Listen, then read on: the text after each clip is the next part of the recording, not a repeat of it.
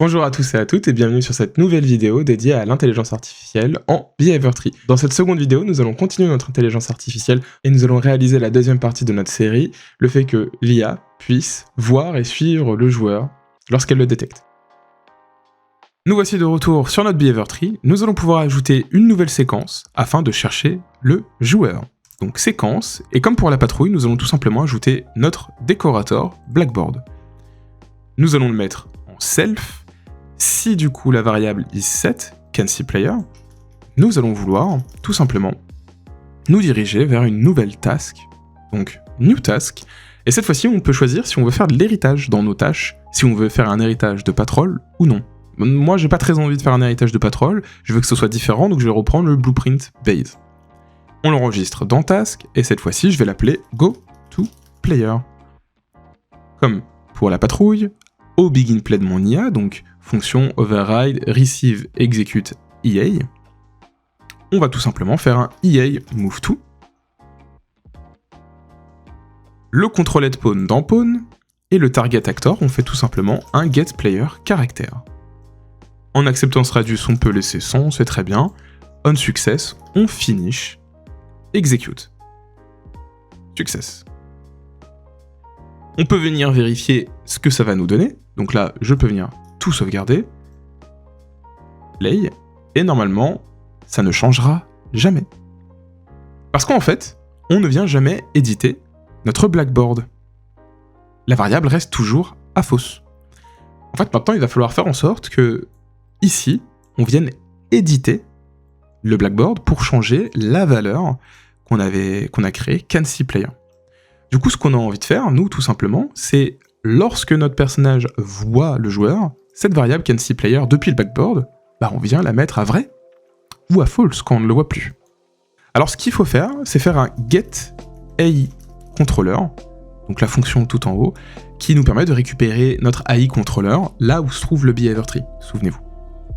Depuis ce AIController, donc en controlledActor, on peut tout simplement mettre self, qui est un appel à nous-mêmes.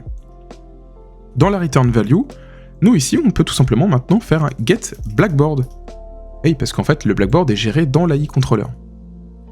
Et du coup, maintenant, on peut venir faire un setValueAsBool, une fonction du Blackboard qui nous permet tout simplement de set la valeur booléen d'un attribut, donc ici.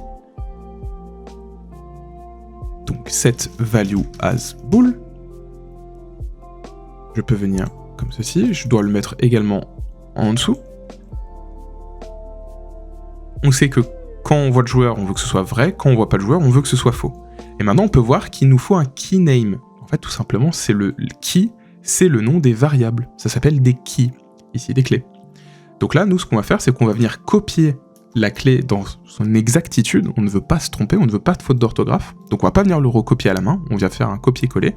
Et on va utiliser la fonction makeLiteralName, qui nous permet tout simplement ici de venir dire, voilà, la clé canCPlayer, tu vas venir me la set.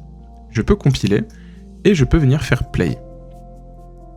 Et maintenant, on peut voir que mon IA actuellement, ce qui est cool avec les behavior trees, c'est que je peux voir ici, qu'est-ce qui se passe.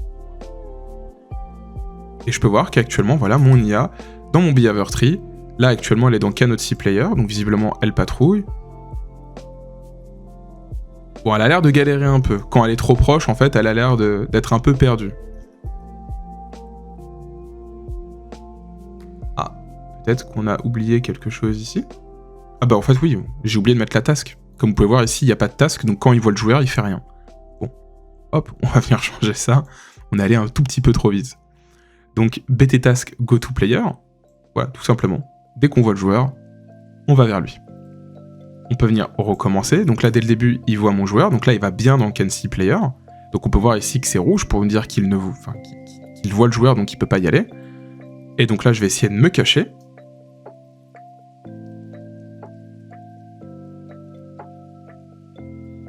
et voilà, ça a été un peu long parce qu'il est un peu rapide, mais dès qu'il ne me voit plus, il retourne immédiatement à sa patrouille, jusqu'à temps qu'il me verra.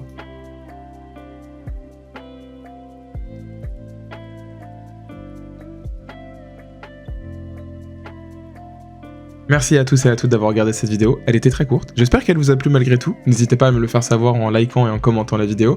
Dans la prochaine vidéo, nous allons continuer et terminer notre IA avec notre troisième fonction, le recherche du joueur. A bientôt tout le monde.